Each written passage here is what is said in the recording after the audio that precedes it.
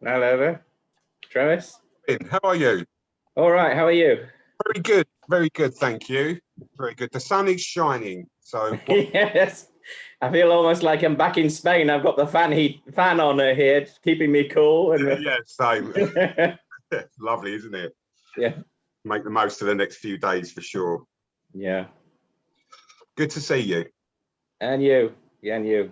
Morning, Austin. Azir, Bob. Morning. Morning, everyone. Morning. Morning, Elaine. Morning. Morning, everyone. How are you all on this sunny day? How long will the heat wave last? We cannot complain about the heat because it's not going to last much longer. As long as we don't have flooding like Germany. I know. Awful. Sorry for my absence. I've been stuck up on the west coast of Scotland in a little place called Erdrishig near Loch Ilped on the way to Campbelltown, managing a hotel. Ah. Good morning. Is it nice up If I there? ever suggest doing that again, please all put emails to me to say, do not be stupid. You are too old to do it. 18-hour days are no longer my desire. Welcome to my world when it comes to 18-hour days. Yeah, but you're a lot younger than me. You can cope with it. I'm not sure about that, Elaine. You should see his moisturizers. I mean, he stops halfway through the day to have a bath in it. Yeah. How do you know, Austin? I mean, I recognize it. You see, I recognize it. I'm 92 this year. Right. You look good on it. Yeah, you must be using the moisturizers then. Yeah, excuse me. Yeah, nice one. No. Morning, everybody. This 28-bedroomed hotel was harder than the 283-bedroomed hotel in Birmingham that I opened. So never again. It's for young folk. Yeah, I know how I kind of know how you feel. I'm just starting a new project later on this week, which will be another dig them out of the hole type problem. I really should get a decent job. Something that doesn't cause major amounts of stress for like 3 months.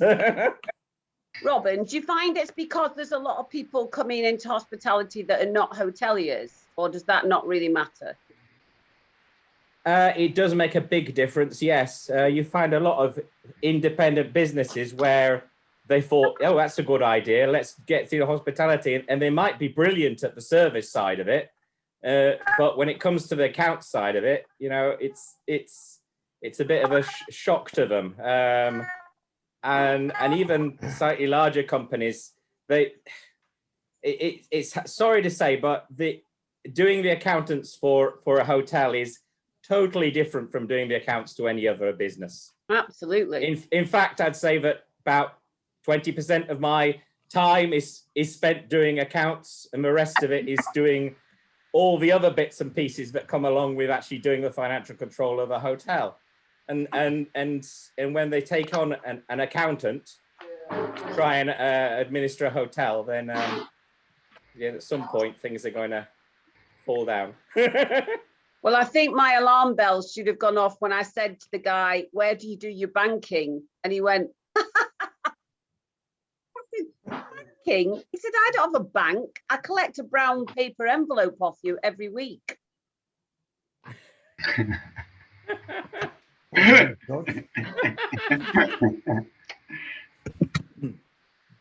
Yeah. Yeah. I must admit, Robin, your comments about people coming in from outside of the industry and taking on businesses because it's hospitality.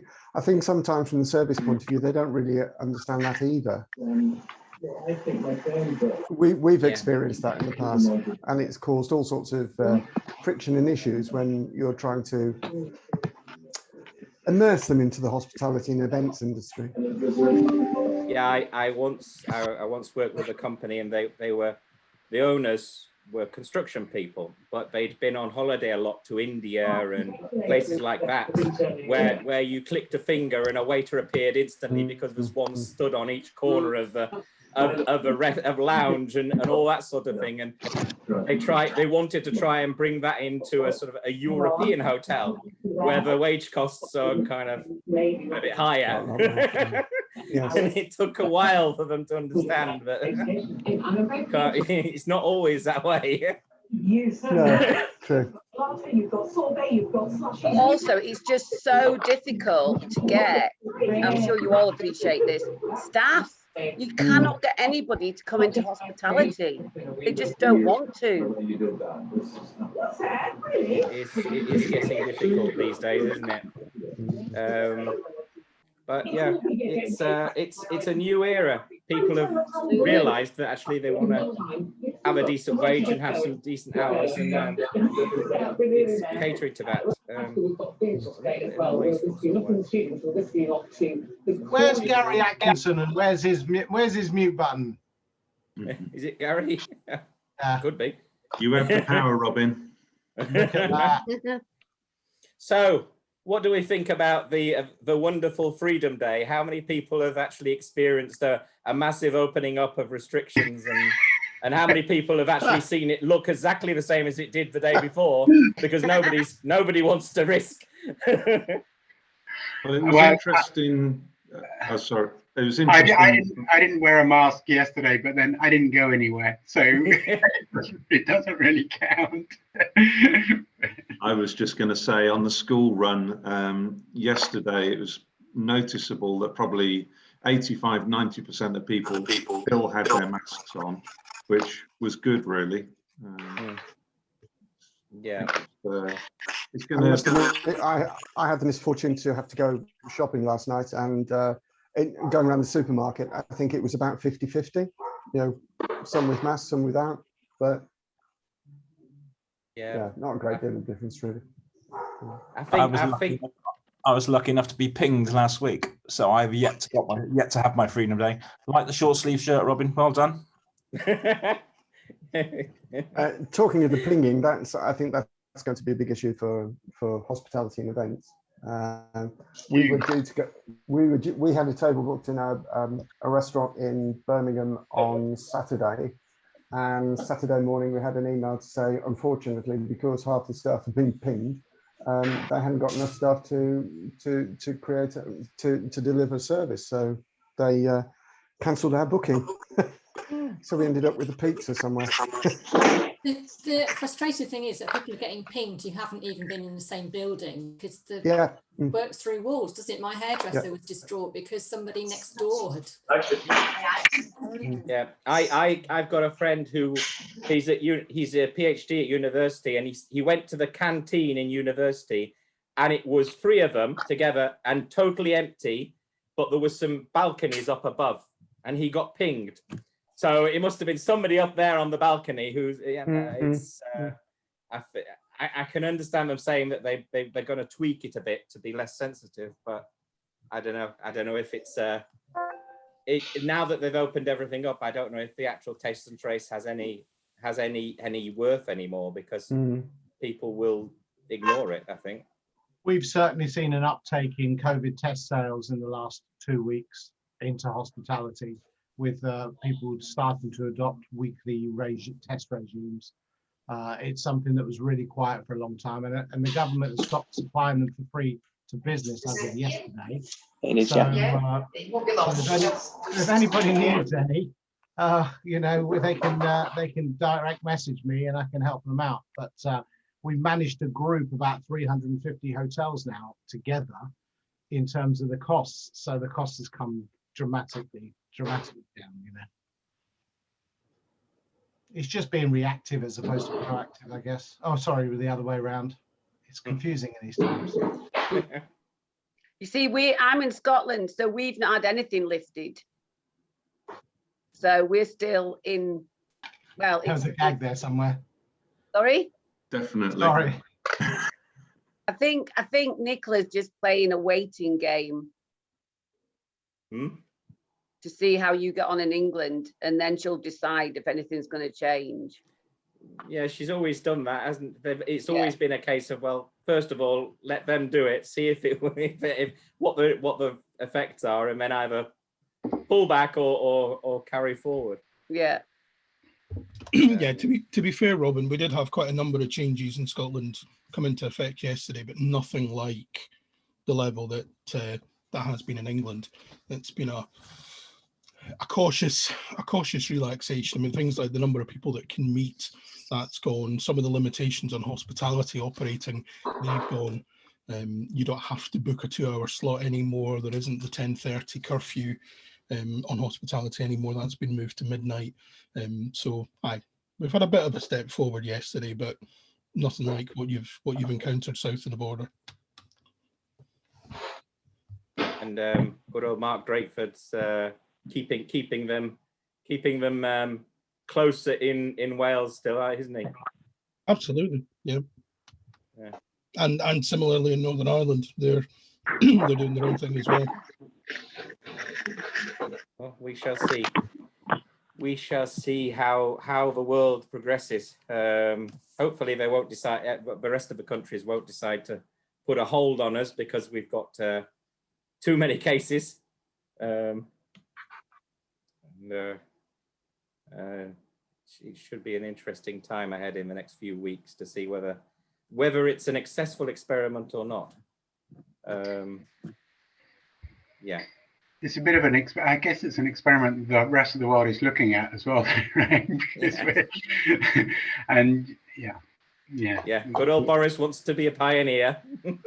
We'll either fly or die, I guess. It's we're going to be the leaders in how to get out of this, or otherwise, depending on what happens over the next few weeks. It's going to be very interesting. Yeah. It's going to be interesting times. But I suppose at some point. It was interesting what he announced yesterday, because it seems like, the under 30s are not really rushing to get their vaccinations. And I was talking to friends over the weekend saying, this kind of needs to be probably a carrot and stick approach, which clearly is what he's done. It's like, if you want to go to a nightclub from October onwards, you've got to be double vaxxed. So, if that's going to get people to take up the vaccination, then I guess that's what their tactic is. I thought that exactly the same thing. I thought that's not precautionary restrictions. That's just kind of it's coercion, threatening them with no disco if you don't get vaccine. Correct. It's almost like if you don't do your homework, you can't go to Scouts. It's kind of like an evolution of that, I guess. So so we'll see whether that works, or whether he gets the collective middle finger from the 3 million people that haven't had it. My wife works at Drayton Manor, the theme park, and during the course of this week, they're setting up a temporary vaccination hub to catch people whilst they're there. So good idea. Yeah. How many companies do you think will get to the stage where they actually try to almost restrict people from working if they haven't had the vaccine? Caroline, is that going to be like a personnel issue, a disciplinary issue or something? Or you're on mute. You're still on mute. There you go. I thought I was on mute before. I obviously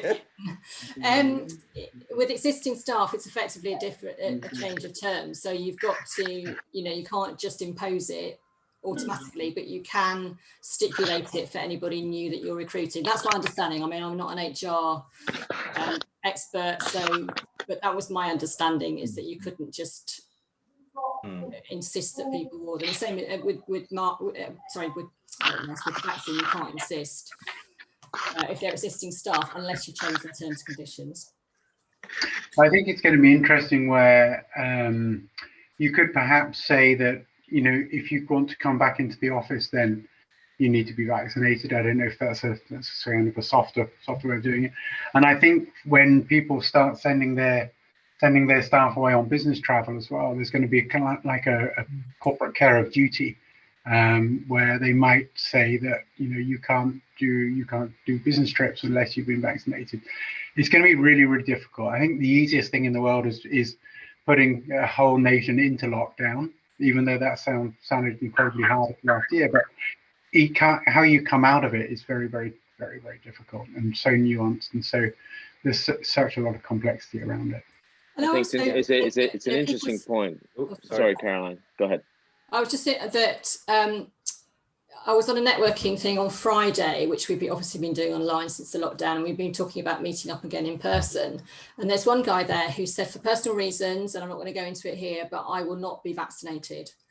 But it's other people's perception. If you're working with somebody who's not been vaccinated, I just think that, like we say, we've got a care duty of all the rest of our staff. He didn't seem to quite get the fact that it did reduce the risk. He said it's not an inoculation, it's not a vaccination because it doesn't avoid the risk of you getting it altogether. We said, well, if it's not vaccination, what is it? But anyway, he's got his reasons. But I can tell you, I won't want to be in a room with him particularly. Thank you very much. So yes, it's interesting. My son he's just been relocated to Ireland, in Dublin, and he works for Salesforce, and so he's got 3-year training ahead of him. It's just started about 3 months ago. So in that way, they've said they'll cover the cost of vaccination, the relocation, because that's something they want him to do. But if he was here in the UK, then he would have to do whatever he needs to do. It's an interesting way of managing, especially the young that are coming through. And it's an incentive in a way also, you're going to move on our behalf, then okay, we'll cover the cost. Yeah. Okay, right. Well, let's carry on. Today we have a special appearance from Jerome Wise from Amadeus, who's going to tell us all about how the world of hotels is opening up from a bookings and popularity point of view. I'm just going to oops, just a minute. I'm just going to pop the share screen on, and I'm just going to mute everybody. So that, do I just share my screen, Robin? Yeah, you can now, and just unmute yourself.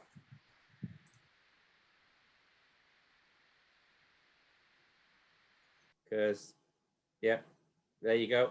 And you'll need to unmute yourself. There you go. Perfect.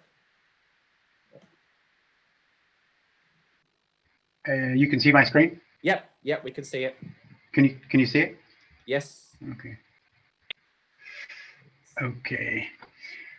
Hey everyone, it's great to be here. That was a very nice coffee chat preamble into the session. So as I say, it's a pleasure to be here. And Robin, thank you for inviting us to talk.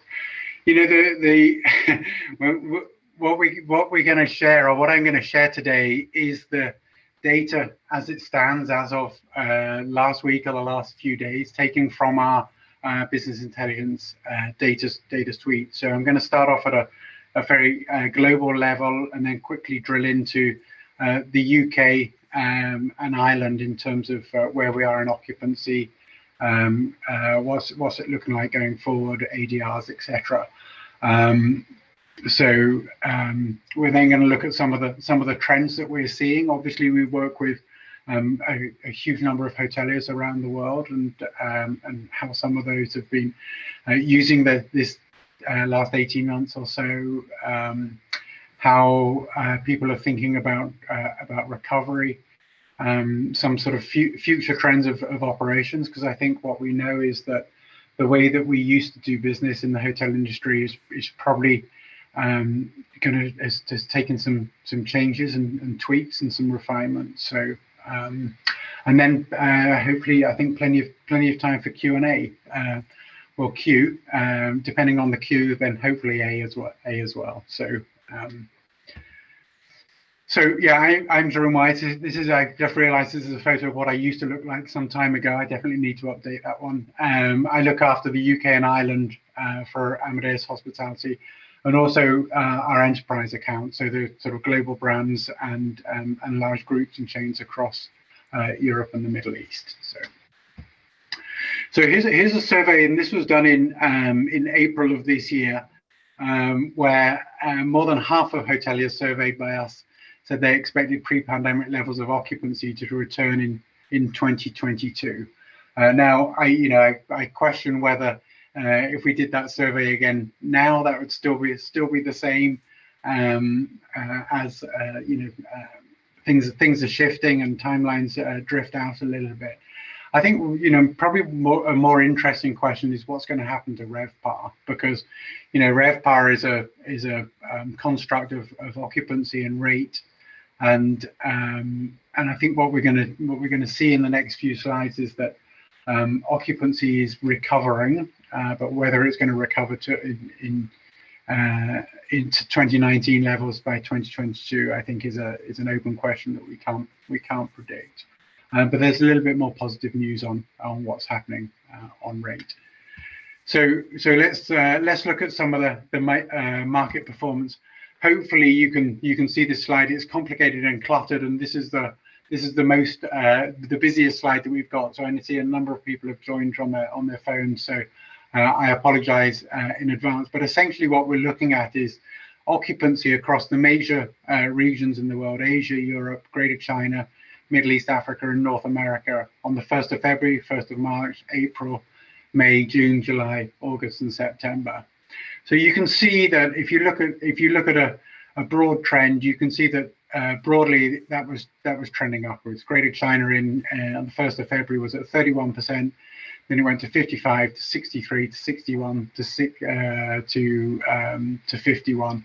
So and the same for North America, and the same for Europe. Started off at 16%, 18, and then grew to 24%, and then is now sitting 1st of July and 1st of August around 34% across the whole of August.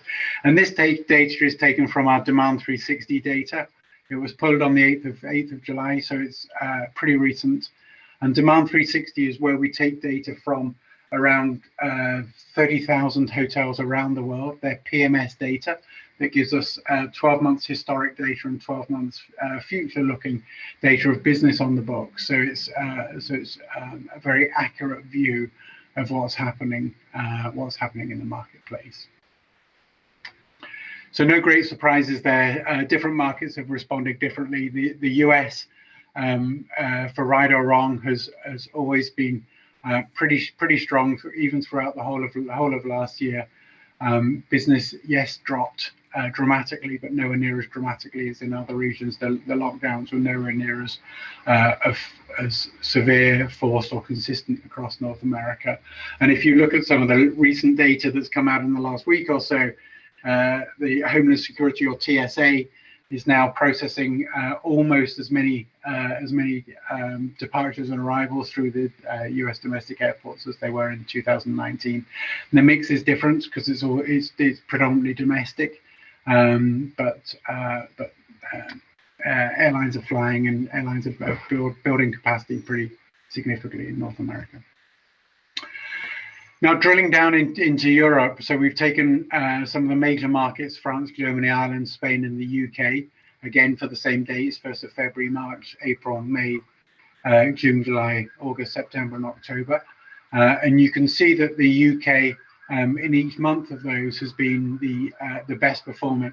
And I guess this is entirely due to the vaccination rollout that we've had, where we started sooner, and we seem to move faster than some of the major European markets. So across the UK, in the we were peaking at 45% on the in June, July 42%, and then future looking, naturally it's going to be sitting a little bit lower. So I guess the question is, if there's 45% across the board occupancy, many of you are running hotels or are involved with hotels, and you'll know what the occupancy you're seeing is. I guess you're asking, well, where is that 45% falling into? So now what we've done is drilling into the UK and Ireland a little bit more. we've taken Birmingham, Dublin, Edinburgh, London, and Manchester, major markets, and looked at the occupancy levels there for June, July, August, September, and October. And you can see that Edinburgh has taken the higher share of occupancy amongst all of those markets. Manchester has done well. London is sitting a little bit lower, 39% seems to be the number that people are talking to at the moment, around the 40% occupancy in London. And so if the average is 45%, then you can see that there's provincial cities that are doing that aren't on this list that are doing quite a bit higher than that, and we've got a slide that talks about that a little bit later. So, you know, as I was talking earlier about RevPAR being a construct of occupancy and rate, then it's interesting, I think, to look at the ADR, or the average daily rate. This is expressed in dollars, and you can see that for Birmingham, again, for Birmingham, Dublin, Edinburgh, London, and Manchester, across the months, June, July, and August. What's really interesting is, whilst in June, the dark blue column is the current year, and the light blue column is last year -1, so 2019. So comparing it with, if you like, steady state of what was happening in 2019, all the markets that we've pulled data here for were pretty consistently below. But as we look towards the right-hand side of the graph here in August, we're seeing a reverse there and a change. So we're seeing that Birmingham, Dublin, London, and Manchester are all above 2019 levels, and Edinburgh is still sitting, you know, $2 or $3 below. So I think that's an interesting slide here, and it's encouraging because occupancy will come back when demand comes back. But if you drop rates, as we've seen in a lot of previous financial crises, SARS, pandemics, etc., once you drop rate, it takes a long time to get your rate to come back. Once your occupancy falls, then demand does come back pretty quickly. Once all the construct and the environment is right for occupancy and demand to come back. So you can see that this is not a rate-led game, and I think there will be a little bit of rate competitiveness amongst properties. But I'm encouraged to see that that dumping rate is not happening across the board. And in fact, talking to a lot of our clients, particularly in London and Manchester, the rhetoric coming back from them, or the insights coming back, is that people when they are booking from the top down rather than from the bottom up in the hotel. So there is the discretional spend, it's the pent up demand for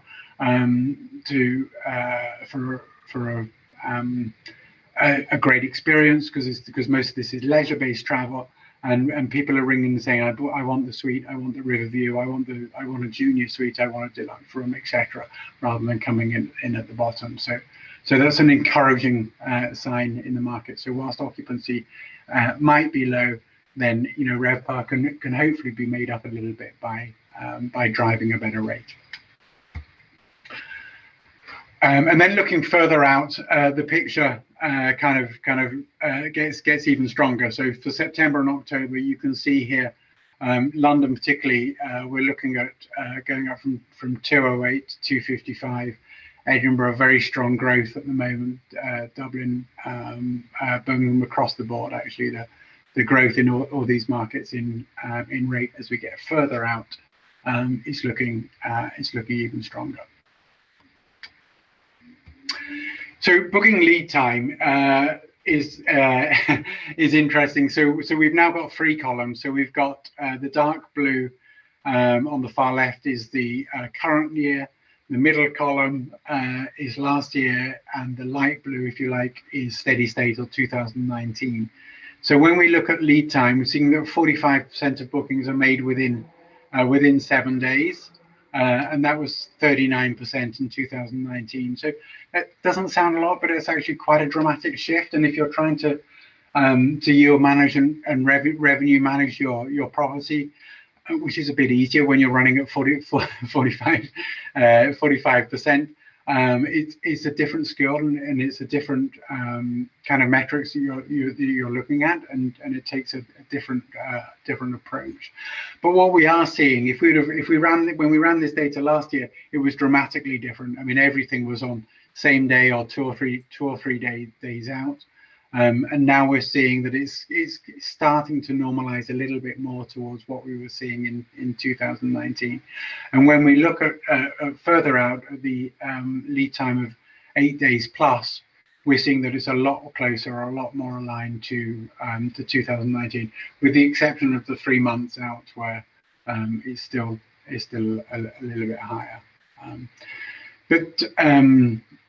But I guess that there's a couple of things that are driving this. One is people probably know that there's plenty of availability, so you don't have to book too far in advance, and you can leave it till closer, so you can mitigate risk of having to cancel and claw back, or getting vouchers, or undoing your booking process, which I'm sure we've all gone through 2 or 3 times, or if not more, in the past year. It's just an administrative nuisance. So the closer you can leave it, the better. And also, as people are responding to conditions of whether we're allowed to stay, whether it's worth going, whether things are going to be open, etc., people are delaying that purchasing decision until closer to the day of arrival. Then we're going to look quickly at scheduled flights.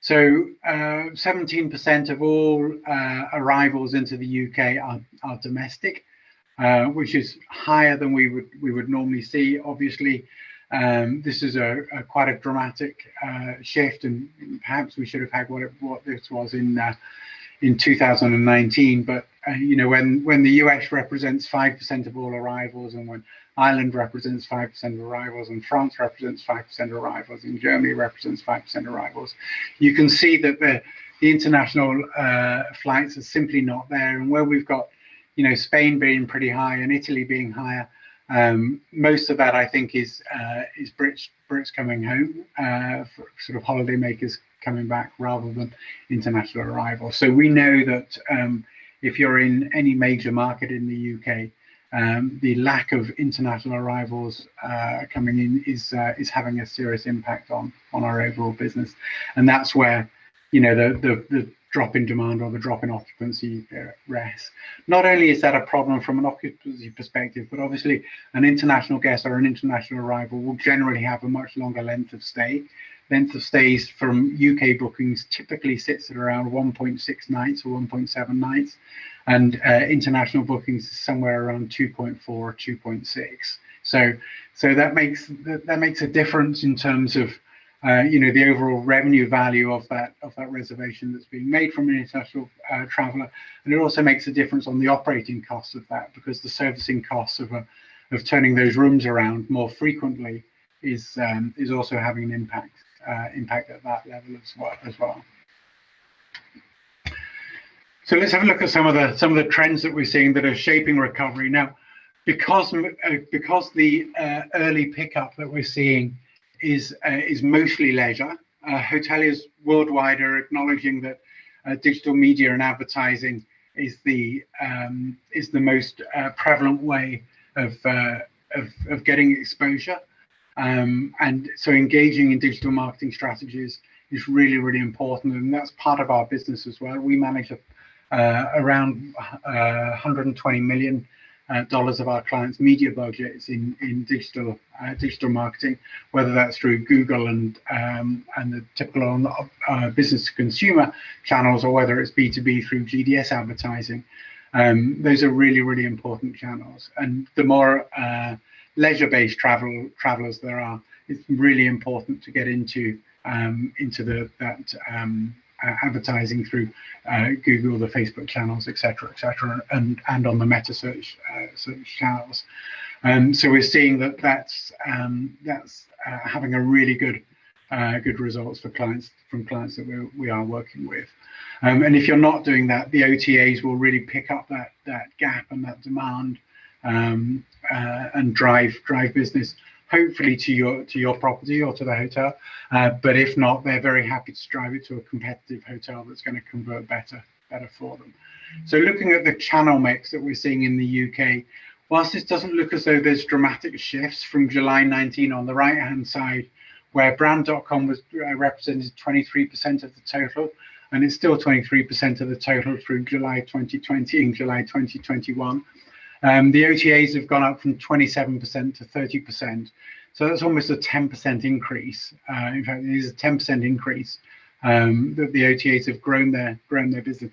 Now, this might be because they're operating in a less competitive marketplace, and they've just done really well, or it could be, and I think it's probably a combination of the both, is that the business mix is much more leisure focused, and therefore that's when a lot of that business is being bricked through. People are being educated that they can go to Booking.com, Expedia, or one of the other OTAs and make their booking in that way. And so until corporate travel picks back up and comes back again, we're expecting the OTA channel to continue to be prevalent and or the dominant channel, and perhaps to grow even further. GDS was 14% in July 19. It's 13% in July 20. But the percentage is kind of interesting. But the pie has obviously got a lot smaller in that time. So 14% of a 90% occupancy, or 13% of a 45% occupancy. You can see that GDS volumes have shrunk pretty considerably. Actually, in some of the provincial markets around the UK, if you think of the Cardiffs and Newcastles and Bristols and Plymouths and those sort of places, GDS volumes are almost back to where they were in 2019. In London, we're still below 10% of the volumes of GDS in 2019. Some of the other Manchesters and Birminghams sit somewhere in the high teens or low 20s in terms of the volume of GDS business into those markets.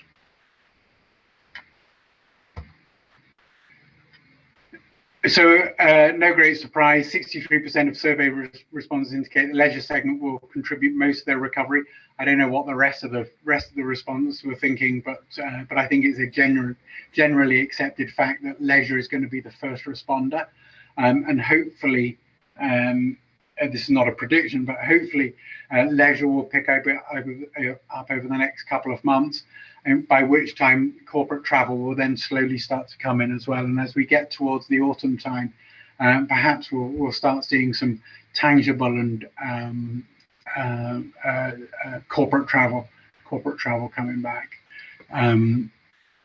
So, and of course, at the moment we're looking at domestic leisure. I think we are in most markets.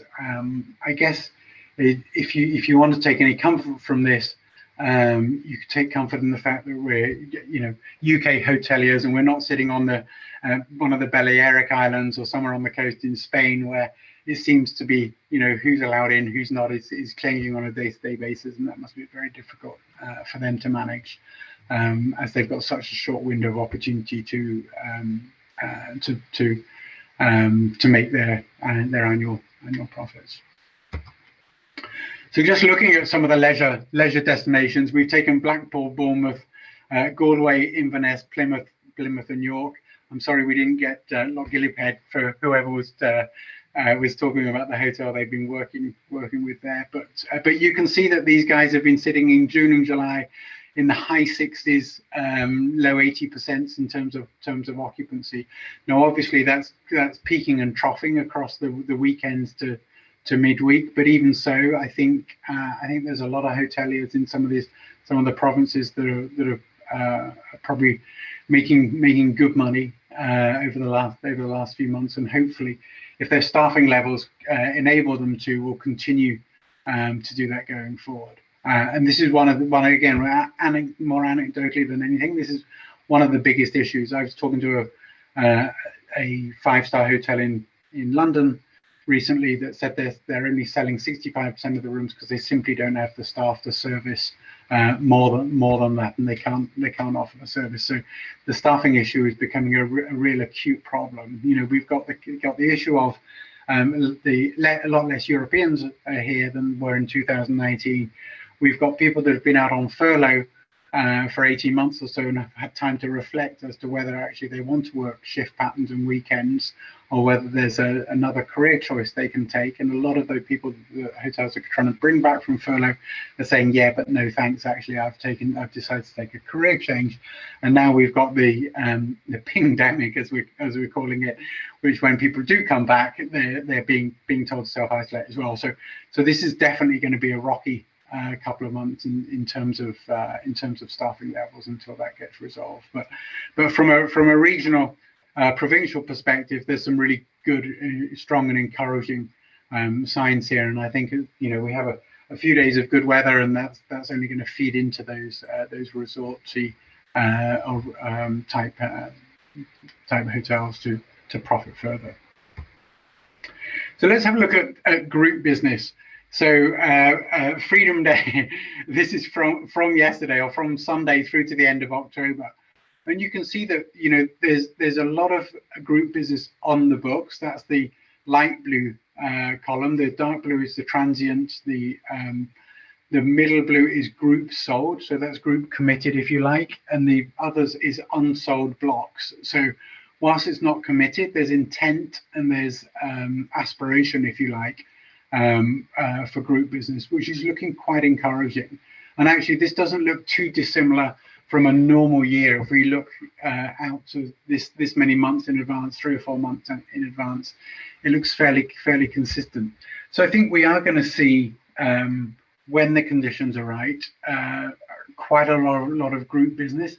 It's not going to be conferences. It's not going to be ballroom stuff, but it's going to be, to quote a hotelier I was talking to last week, they said, if I had 50 boardroom sized meeting rooms, I'd be fine for autumn through to the end of the year, because everybody wants those sort of 10 to 15 to 20 type meeting rooms. And I think if you think about, just internal team meetings, because the teams haven't got together, a lot of people have recruited a lot of people over the last 18 months and have actually never met them. So those sort of things will happen quite a lot, again, when the conditions are right, when everyone feels safe and comfortable to do so. So there's kind of quite a positive position on groups. Of course, it's unsold, so it can all disappear overnight, but at the moment it's looking quite good.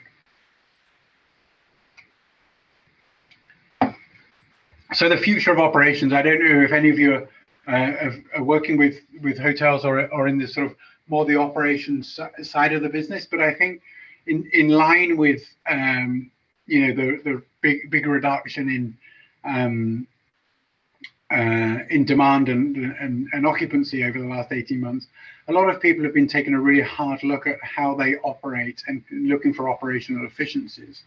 So this is just a survey here that looks at the correlation between guest service response times and occupancy.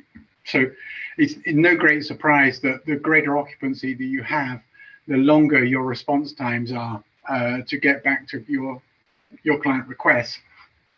And this is where a lot of hoteliers have taken the downtime of being, perhaps not trading as normal, to look at how they can better service when they come out of this, and can they put technology in place that will streamline operations and streamline servicing, streamline the housekeeping, streamline maintenance, streamline guest requests, etc. And there's a number of technology platforms around that will do that and help people become more efficient. If you think about your RevPAR, or your gross operating profit, there's also then your operating costs within a hotel. So if you can make whilst you might not get back to your previous gross operating profit lines, if your operating costs can reduce by a certain percentage, then your net profit obviously will benefit from that. So that's an important metric and important effort a lot of people are taking into consideration. So this survey was done by the people that are using the Amadeus service optimization tool that we provide in terms of providing operational servicing within hotels. When people guests come back, 20% of hoteliers are planning to reduce their stay over cleans or make those more efficient. 20% of hoteliers are looking to maintain some sort of contactless delivery of food and beverage, amenities, room service, etc. I'm sure you've all spent a day in a hotel where you sit in a hotel and you're just working in the room. It always amazes me how many people come into that room on a daily basis. So someone comes in to check the minibar, someone comes in to check the waters, someone comes in to check something else. So I mean, it's a very inefficient process, and I've always thought that. And so it looks like hoteliers are now taking a good hard look at that and thinking, how can we make that that more efficient from an operating perspective and less intrusive from a guest perspective, who probably at the moment, or certainly for the next 6 months or so, won't want that so many interactions, etc. And I think 32% of hoteliers are also saying they think that the increased hygiene measures at their hotel will probably stay in some way, somewhere or another, for some time to come. So, so that's quite an interesting situation where, again, the way that we service our clients and the way that we interact with them is probably going to be a permanent change in many cases. So thinking about preparing for what's ahead, just a few thoughts really on what some of the key takeaways are. I mean, utilizing forward-looking data to understand the traveler segments in your market and understand where that business is coming back from, which segments they are, which channels are responding quicker, is really, really important, because a lot of hotels have got a rigid and established sales force in place, and they might have changed that and shaken that up a little bit over the last 18 months. But do you any longer do you need 9 people working in corporate sales and 2 people working in leisure sales, or should that be the other way around? Or do you need all those salespeople at all, and should you be taking some of that investment and putting into online marketing and digital marketing to drive that direct consumer investment? So those sorts of things, if you're looking at that data, you're understanding what's happening in your marketplace, you can make some of those decisions. Creating personalized promotions and special offers to inspire guests to book at your property. This doesn't necessarily mean discounting. It doesn't necessarily mean rate dropping. But what is it? What's the messaging? What's the collective things that you can build for your clients to give them the confidence and the enticement for them to come in and book? It could be that there were a number of hotels last year that were doing providing, within the rate you'd get free room service, breakfast and lunch. So they were seeing that there were a number of people that were going into hotels to work from home, because not everybody has the space for two working parents and 2 or 3 homeschool children to operate. And so taking a day out or a couple of days out every so often to work in a hotel was something interesting. And people were being very creative. Hotels were being very creative around some of the promotions to capitalize on that. So again, thinking about not the same old that happened in 2018-19 and drag out the old marketing plan and change the year on the top and off you go again. I think that it needs some thought around what those new promotions are. Understanding your channel mix, and I talked about this a little bit earlier on the first box, around proactively investing in the channels that can drive more business, more revenues, such as brand.com, is really, really key. The meta search channels are becoming very, very powerful. That's the TripAdvisor, Google, HPA, Hotel Price Ads, whatever it's called this week. All of those channels are really, really powerful. Your rate is displayed, it's very transparent, and that's a really key way of driving direct consumer. And then leveraging data across your business to ensure that your operational strategies and staff headcount are rightly assigned and can deliver the guest experience as promised is really key. When you're going to see very peaks and troughs in occupancy in your hotels, it's really important that you understand that, and you can see that you've got the right staff headcount and you've got the right operational infrastructure to support those, and not when it's not there. So having that flexible approach is easier said than done, but an important thing to try and achieve. So we've been really busy with our marketing teams talking about a number of white papers, ebooks, etc., about rebuilding hospitality, trends in demand, data and technology that are driving recovery. It's all that they're all downloadable on the link there, and I know Robin's going to share the presentation. So by all means, come along and have a look and download that, and hopefully there's a few nuggets in there that will be insightful for you. And coming soon, in either this week or next week, we're updating a new edition of our ebook series. So there's hospitality recovery for sales, for marketing, for revenue management, and for operations. And so these are all just going through their final edits and approvals, and they'll be launched in the next week or 10 days. So so we're excited about that as well, and hopefully there'll be some insights there that you can take advantage of. So that kind of concludes my my piece. I'm happy to go to Q&A. So if anyone's got any questions, that would be great, and we'll see if I can answer them. Hi, Jerome. I'm going to pull rank because I'm the thing. There was one that was really interesting me. You were talking about corporate and everything. Just one. Yeah. No. But this whole thing about corporate is there's a lot of talk about fact that people won't return to the office and that they'll end up doing these group activity type things in hotels. Is that really showing through? You mentioned about hotels having sort of needing reduced rooms, but lots of them. Is that kind of showing through at the moment? Well, I think that's what we're seeing at the moment. The hoteliers are seeing that that's happening at the moment. So sort of individual or team meetings and team building exercises and things like that. Yes, definitely is I think what's going to be the first thing.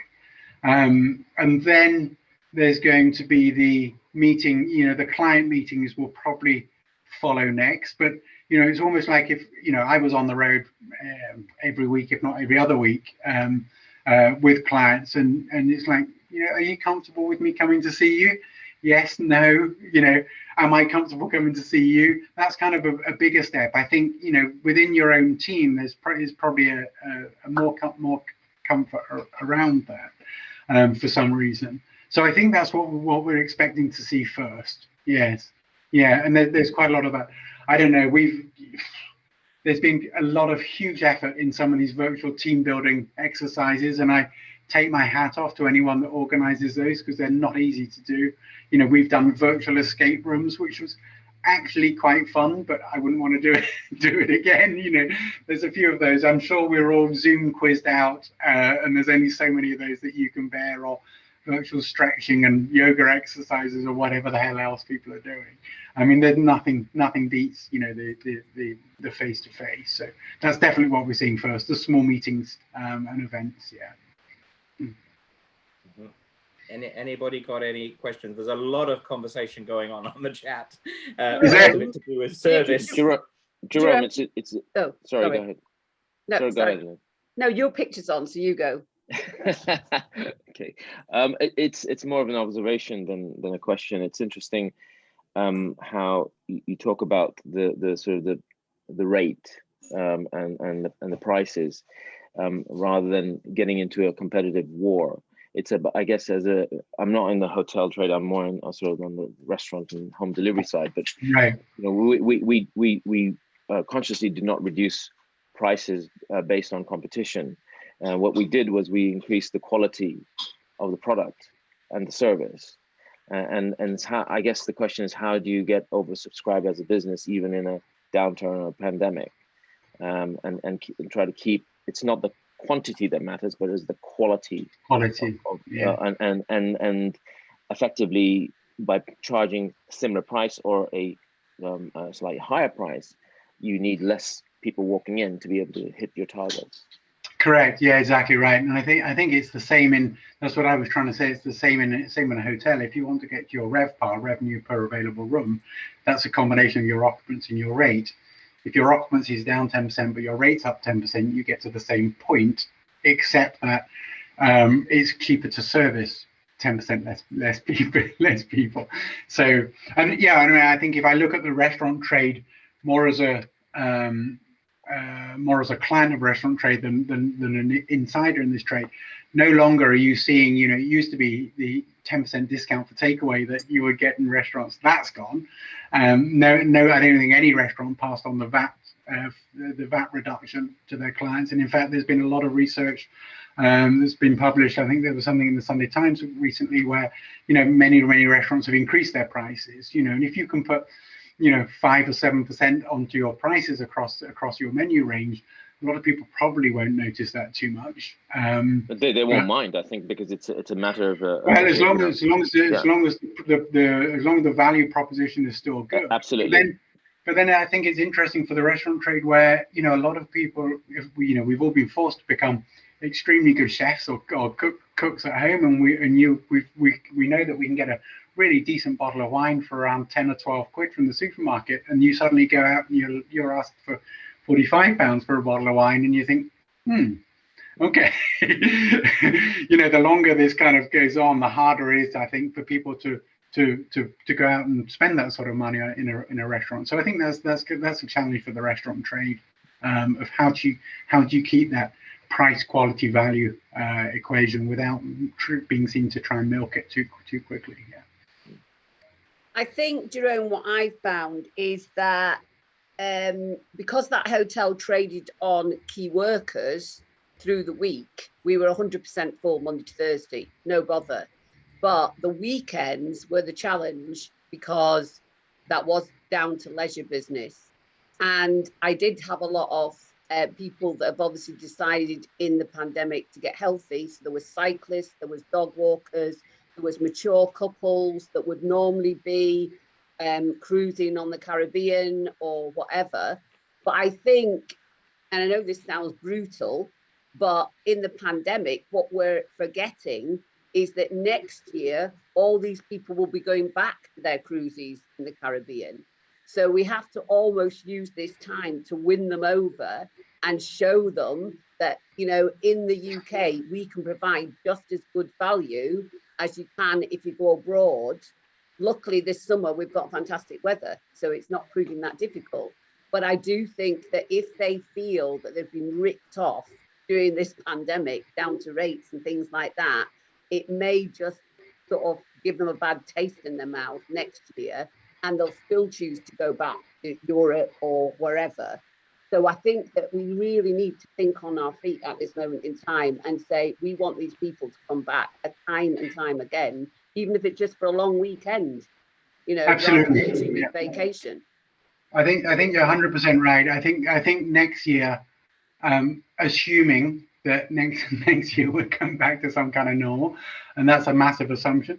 I think next year it's going to be a real challenge to keep people in the UK that have had to stay in the UK or had to leisure in the UK, and for the most part have loved it. It's been, oh right, yeah, who knew that we had all this on our doorstep, because we all just blindly, fly south every year. And I think there's going to be a challenge for the UK tourism industry as a whole, is to, how many of those people can you retain?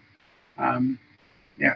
You almost need to be giving them a bounce back offer now, and saying to them, all the people I said to that had booked with booking.com, which is probably the most prevalent OTA, when I said to them, if you book direct with the hotel, we will give you a discount. Bearing in mind, it's not going to be the 15% commission that we have to pay to booking.com. So even if you just offer them a 5% discount, they say, oh God, I didn't know that. I'll book direct with you. I would never think you're making more money now. Yeah, you're still making more money than paying the commission. And correct. they're perceiving that you're giving them a discount just for being loyal. So one thing I recommend in hotels is like a little credit card sized paper that you give to all those clients who've booked through the OTA. You just give it to them saying you'll get a discount. Click here to book, and here's the reference for the website, etc. They can just put in their wallet, and then perhaps one day they'll pull it out and go, oh, actually, yes, So something like that just makes them realize that, they can book and they can get better prices direct is what. Absolutely. And I got a lot of families that would give that to their daughters or sons or whatever, and the next week they were coming to see the hotel. Right. So I do think that it's, you know, if you, I mean, I'm very sales orientated, so I know it's difficult to ask your normal receptionist or whoever to do this, but I think we have to, otherwise, you know, the rate for booking.com commission is just going to go up and up and up, because that's where everybody books. Well, exactly. I mean, yeah, it's if they've got 30% of all businesses, that's kind of one thing. If that gets to 40%, then obviously your negotiating power becomes weaker and weaker with every percentage point claim that you have in terms of on terms of prices. So they get close to a monopolistic situation, you know. And there's great value. They provide great value because they can definitely drive people into your hotels that you couldn't possibly reach with all the marketing budget that you have. But they should be one of your sales and marketing channels, not the sales marketing channel. Smashing. Any other questions, comments, or observations?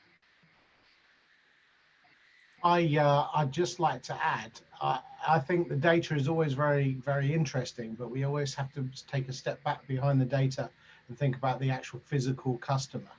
If we take the example of the US travel being higher in occupancy than ours, or etc., you know, the US traveling customer is different to the UK traveling customer because of distances and directions and regions, etc., etc. So on everything that we see and everything we come up again, we have to dial that back to what customers are physically doing and what customers are they physically feeling. And then we've got a chance. If we don't do that, we're going to wake up one day and wonder why our hotel's is empty and no one's staying there and no one's visiting. And there's some promising signs, but I think groups like this and everybody talking and connecting gives, you know, so much opportunity for people to take that data and translate that into actions that will physically appeal to the customer base. Yeah, okay, good point. Yeah, I'm a fanatic of data, I'm afraid. I always find something to analyze to actually apply to the business. But yeah, it's knowing why. I mean, I think the UK market will be definitely affected on the corporate side, because I think although people complain about Zoom, the average business traveler has realized how much more they can do meeting people on Zoom, at least the first meeting, to just get break the ice. And then after that, if it's actually a decent sale, going to visit somebody, I think that will change the whole idea of corporate sales in the UK. I think you're right. Sorry, I think you're right, Robin, because I was involved in sales in hospitality and food service, and talking to my ex-team and people I've known in the industry, the whole approach to hotels and restaurants from a sales perspective as suppliers and food service suppliers, it's changing. And you know, there's no requirement of actually sitting and going physically visiting the site. I mean, obviously there's restrictions and people are conscious. Just on the data point, it's interesting. We used to say something in our business is that great to have the data. It's what you do with it that's really, really important. Absolutely. Yeah, absolutely. That's a mantra of a daily mantra of ours. Yes. It's just data until you do something with it. Yeah. Mm. So how are we getting on? Anybody else got anything to add? Any more comments? Any more questions for Jerome? No.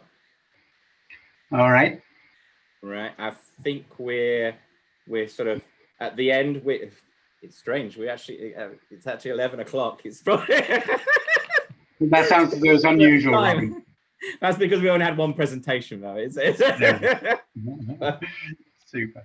But yeah, no, I think there's been a lot gathered from it. I've certainly gathered a lot of information from it, and it's also, I think there is. I don't think there will be I don't think we'll go back to the norm. I think there will be a constant new state of being, and everybody just has to work out what that new state will be for their business, I think. Mm-hmm. Yeah. Yeah. So, absolutely. Yeah. I will add, Robin, and I'm going to say it because I I don't think it's the most popular thing to say, but I really am worried for the autumn. I really am worried for the winter, with business travel not coming back as it was, unless people can adapt and adjust. Because the likes of Regis, the likes of the office buildings, they will all adjust and they will all do it quicker. For every hotel that we have in the country on the seafront in Bournemouth, there's 2 at industrial estate in Preston, and there's a storm looming in the industry where we could have 500 hotels that by the end of next year are not open because they're business oriented. So we need to all keep thinking about this and think 6 months hence, and think what the business traveller needs space for, especially if they let go of some of their office space. We've got an opportunity to do it, but we need to get creative, and we need to accept the fact that, you know, it's very nice to see the graphs, but when we look at that left-hand column and see the percentages, it's not as promising as we'd like to be. So we've got to get creative, and that means accepting the negativity that surrounds that sometimes, and the struggle that we're going to have. Yeah. Ideas on a postcard.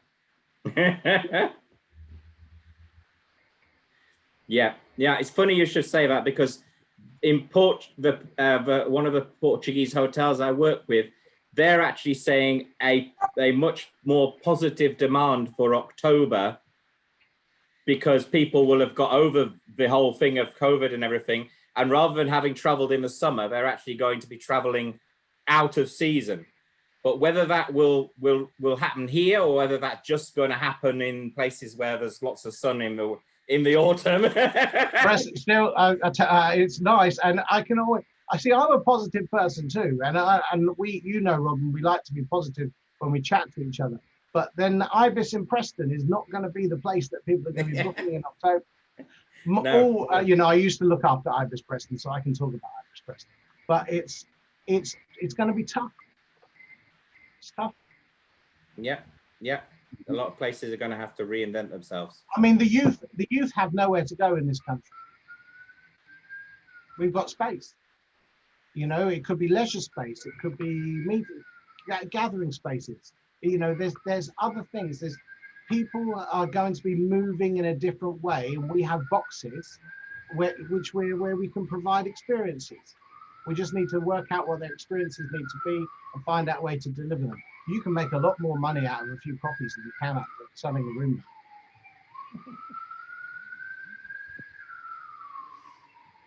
Excellent. Yeah. Anybody else, or are we in for a day now? I think we've exhausted the discussion on service. Having seen all the chats, I think it's going to be a bit of a perfect storm, with high expectations and shortages of staff. So that's definitely one to look out. And yeah, you're quite right, Austin. People need to be thinking now what will happen in sort of like autumn time, winter time. What will happen next year? What will happen when people perhaps do think, right, I can get away, so I'll go away instead of being in Britain this year. So yeah, a lot of things to think about. I think we'll round it up for today. Thank you very much, Jerome. Thank you. Great to have you with us, and thank you for everybody for joining us, and I hope to see you all again in 2 weeks' time. Thank you very much. Thanks everybody. Thanks everyone. Bye. Bye. Bye.